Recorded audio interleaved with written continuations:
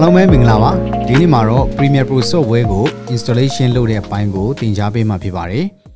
Windows user နဲ့ Mac user တွေက installation လုပ်ပုံလုပ်နည်းမတူပါဘူးဒီသင်ခန်းစာမှာတော့ Windows user သုံးတဲ့သူတွေအတွက် Windows computer သို့မဟုတ် PC computer ကိုသုံးတဲ့သူတွေအတွက်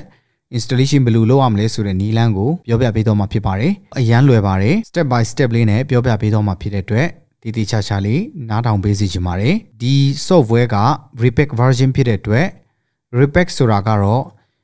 software company ကထုတ်လိုက်တဲ့ software ကိုမလိုအပ်တဲ့ဟာတွေကိုအကုန်ဖယ်ထုတ်ပြီးတော့လိုအပ်တဲ့ဟာလေးတွေကိုပဲတိချာချာ repack လုပ်ပြီးတော့မှ file size သေးအောင်ပြန်ပြီးတော့မှ convert လုပ်ပေးတဲ့ repack version ဖြစ်တယ်စက်ထဲမှာ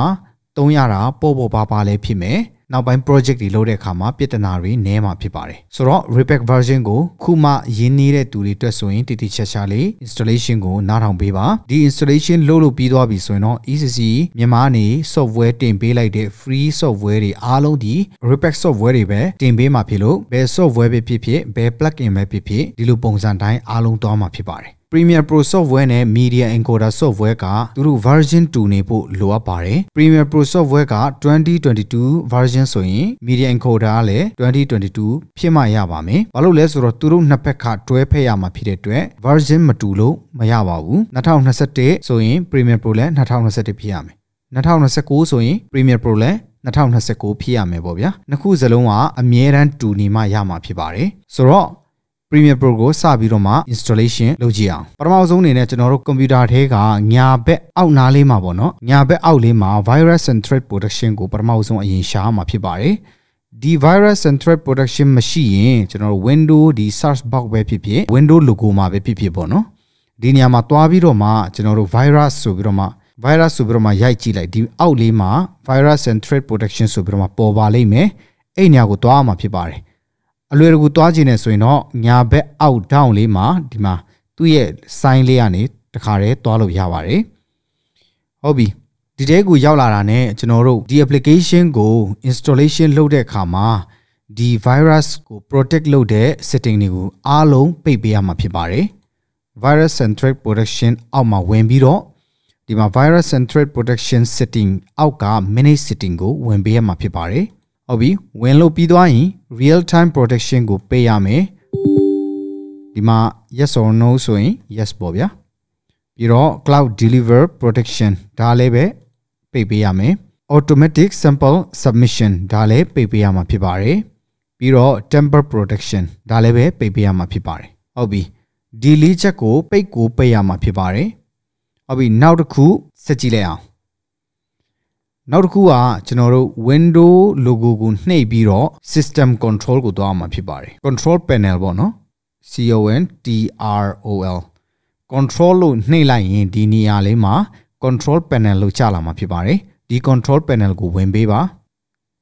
ဟုတ်ပြီ Control Panel ထဲက System and Security ဆိုတဲ့နေရာကိုတစ်ချက်ဝင်ရမှာဖြစ်ပါတယ်ဟုတ်ပြီဝင်လို့ပြီးသွားရင် security and maintenance ဆိုတဲ့နေရာကိုဆက်ဝင်ပေးရမှာဖြစ်ပါတယ် Okay ဒီနေရာရောက်လာပြီဆိုရင်ဒီမှာ change security and maintenance setting ဒါလေးကိုတစ်ချက်ပြန်ဝင်ပေးလိုက်ပါဟုတ်ပြီဒီနေရာမှာအရေးကြီးဆုံးကတော့ဒီနှစ်ခုကိုပိတ်ပေးဖို့လိုအပ်ပါတယ် user account control နဲ့ virus protection ဆိုတဲ့အမှန်ချက်လေးကိုဖြုတ်ပေးရမှာဖြစ်ပါတယ်ဟုတ်ပြီဖြုတ်လိုက်ပြီ Okay ဒါဆိုရင်တော့ Okay နှိပ်လို့ရပါပြီဟုတ်ပြီဒါဆိုတော့ပြီးသွားပြီသင်တန်းထဲမှာပေးတဲ့ software ကို install လုပ်လို့ရပြီကျွန်တော်တို့စပြီး install လုပ်ကြည့်အောင်ဟုတ်ပြီဒါကိုပိတ်လိုက်လို့ရပြီပိတ်ပြီးသွားရင်ဆွမ်းနာတော့ကသင်တန်းထဲမှာပေးတဲ့ software download ဆွဲထားတဲ့ file ပေါ့နော်ဒီနေရာကိုသွားမယ်ဟုတ်ပြီဒီနှစ်ခုကို install လုပ်ရမှာဖြစ်တယ်သူ့ကိုတစ်ချက်နှိပ်ပြီးတော့မှညာ click နှိပ်ပါညာ click နှိပ်ပြီးတော့မှ run as administrator ကို run ပေးရမှာဖြစ်ပါတယ်ဟုတ်ပြီတယောက်လေးမှာပေါ်လာပြီ okay ဒါလေးပေါ်လာရင် yes လို့နှိပ်ပေးပါဟုတ်ပြီ okay ဆက်နှိပ်လို့ရပါတယ် okay installation ကိုခဏစောင့်ပေးပါဒီမှာအရေးကြီးတဲ့အချက်နှစ်ချက်ရှိပါတယ်ပထမတစ်ချက်ကတော့အင်္ဂလိပ်ကိုရွေးပေးရမယ် ပြီးတော့ဒီနေရာမှာ Visual C++ ဆိုတဲ့နေရာလေးကတချို့ set တွေမှာလိုကောင်းလိုနိုင်တယ်ဒီမှာအမှန်ချက်မချက်ထားဘူးဆိုရင်ဘာမှလုပ်စရာမလိုပါဘူး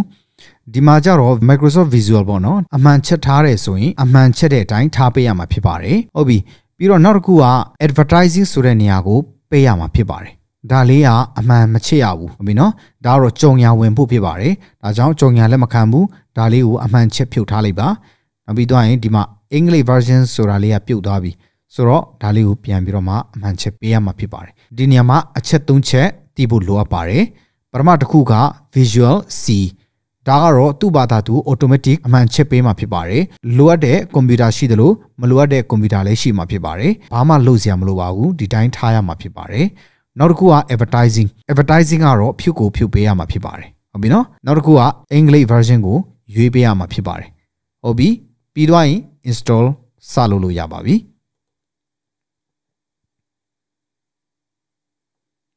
Okay စနာက Microsoft Visual C++ ဆိုတဲ့နေရာကဆက်ရဲ့ကွန်ပျူတာထဲမှာလိုအပ်တဲ့အတွက်ကြောင့်မလို့အမှန်ချက်ပေးထားတာဖြစ်ပါတယ်တချို့ကွန်ပျူတာတွေမှာတော့လိုကောင်းလိုနိုင်တယ်ပေါ့နော်ဟုတ်ပြီခဏလောက်စောင့်ရအောင်နော်ဟုတ်ပြီ Okay ဒါကိုဆက်ပြီးတော့မှ continue နှိပ်ပေးရမှာဖြစ်ပါတယ် continue ဆက်နှိပ်လိုက်ပါဟုတ်ပြီဒါဆိုရင်ဒီမှာ installation ဆိုတဲ့ installing ဆိုတဲ့နေရာက 100% ထိစောင့်ပေးရမှာဖြစ်ပါတယ်ဟုတ်ပြီဒီမှာ installation ကတော့ပြီးသွားပြီပေါ့နော်ဒါဆိုရင် the installer has finished work okay နှိပ်လိုက်ပါဒီလိုပေါ်လာရင်ဆက်ပြီးတော့မှ run စရာမလိုပါဘူးဒီတိုင်း exist လုပ်ပြီးထွက်သွားပေးရမှာဖြစ်ပါတယ်ဟုတ်ပြီဒါဆိုရင် Premiere Pro software ကိုအောင်မြင်စွာနဲ့ပြီးမြောက်သွားပါတယ်ဟုတ်ပြီနောက်တစ်ခု Media Encoder software ကိုဆက်ပြီးတော့မှ install လုပ်ကြည့်ကြရအောင်ဟုတ်ပြီစနရုံးက Premiere Pro software ကို install လုပ်ပြီးလို့ရှိရင်ဒီနေရာမှာတွားကြည့်လို့ရတယ်နော် Window ကိုတွားပြီးတော့မှဒီနေရာမှာဒီမှာ recommended ဆိုတဲ့အောက်က Premiere Pro 2021ပေါ့နော်ဒီ version ကို install လုပ်ထားတာဖြစ်ပါတယ်ဟုတ်ပြီဒီနေရာမှာကြည့်လို့ရပါတယ် okay ဆက်ပြီးတော့မှ Media Encoder ကိုကြည့်ကြရအောင်စနရုံးက Premiere Pro အတိုင်းပဲဒါကိုညာ click တစ်ချိန်နှိပ်ပြီး run as administrator ကို run ပေးပါတပုံစံတိုင်းပဲဖြစ်ပါတယ်ဒီနေရာလေးမှာ yes လို့နှိပ်ပေးပါ okay ပေါ့နော်ဘာမှလုပ်စရာမလိုဘူးသူမေးတဲ့မေးခွန်းတိုင်းတာ yes okay နှိပ်ချလိုက်ပါဟုတ်ပြီဒီနေရာမှာတော့ဆွမ်းနာတော့ Premiere Pro မှာတော့ Visual C ကအမှန်ချက်ထားတယ်အခုမှာတော့ Premiere Pro software installation လုပ်တုန်းကဒီ Visual C+ ကို install လုပ်ထားပြီးသားဖြစ်တဲ့အတွက်ဒီမှာကျတော့ပေါ်မလာတော့တချို့ကွန်ပျူတာတွေကပေါ်လာမယ်တချို့ကွန်ပျူတာတွေမပေါ်လာဘူးလို့ပြောထားတဲ့ဟာပေါ့နော်ဆိုတော့ဒီနေရာမှာတော့မလိုတော့ဘူးမလိုရင်ဒီတိုင်းထားမယ် advertising အမှန်ချက်ကိုဖြုတ်ရမှာဖြစ်ပါတယ်ဟုတ်ပြီဖြုတ်လိုက်ပြီပြုတ်ပြီးသွားရင်နောက်ဆုံးတစ်ခုကအင်္ဂလိပ်ကိုရွေးရမှာဖြစ်ပါတယ်ဟုတ်ပြီပြီးသွားရင် install နှိပ်လို့ရပါပြီဟုတ်ပြီဒီနေရာမှာ continue ကိုနှိပ်ပြီးဆက်သွားမယ်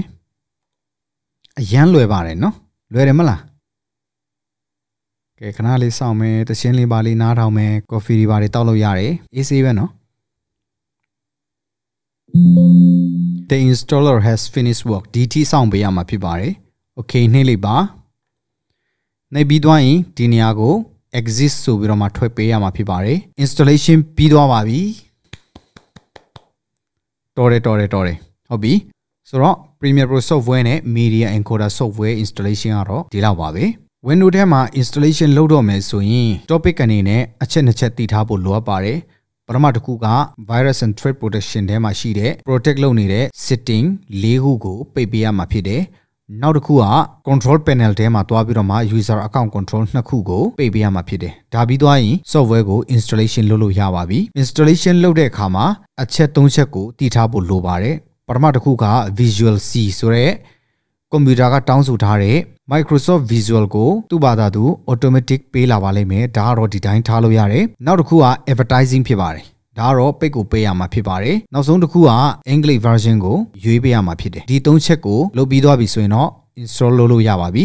installation ပြီးသွားတဲ့အခါမှာ online ရော offline ရောသုံးလို့ရမှာဖြစ်ပါတယ် extension ပဲလာလား plug-in ပဲလာလားဝယ်သုံးရတယ်လို့ဖြစ်မယ်ပေါ့ဗျာနောက်ပြီးတော့ update ထွက်တိုင်းupdate version တွေကို group ထဲမှာတင်ပေးမှာဖြစ်ပါတယ်လိုက်ပြီးတော့မှ install လုပ်လို့ရပါတယ်ဆိုတော့ Windows အတွက်ကတော့ပူစရာမလိုဘူးပေါ့ဗျာ Mac version တွေကကြတော့နည်းနည်းလေးတော့ခက်တယ်သူက crack version နေနဲ့တွားရမယ်ပြီးတော့ update version တွေကမလွယ်ဘူးပေါ့နော်Windows user တွေအတွက်ကတော့ update တွေလွယ်တယ်ပြီးတော့ယူသုံးလို့ရမယ့်နေရာတွေကအများကြီးရှိတယ် Windows ကတော့ဒီပိုင်းမှာတော့တာတယ်ပေါ့နော် Mac user တွေကတော့ software တွေကတော်တော်လေးဈေးကြီးပါတယ် plugin တစ်ခုခုလိုပြီးဆိုရင်တော့ crack တွေလိုက်ရှာရတယ် resource ကောင်းဖို့လိုတာပေါ့ဗျာ Windows user တွေအတွက်ကတော့သုံးတဲ့သူများတဲ့ခါကျတော့ plugin တွေ free နဲ့ crack version တွေယူသုံးလို့ရတဲ့နေရာအများကြီးရှိတယ် YouTube မှာလည်းပဲအလကားပေးတဲ့ channel တွေအများကြီးရှိတယ်ပေါ့နော်ဆိုတော့ installation လုပ်တတ်သွားပြီထင်ပါတယ်ဟုတ်ပြီနောက်သင်ခန်းစာမှာပြန်ဆောင်ကြအောင်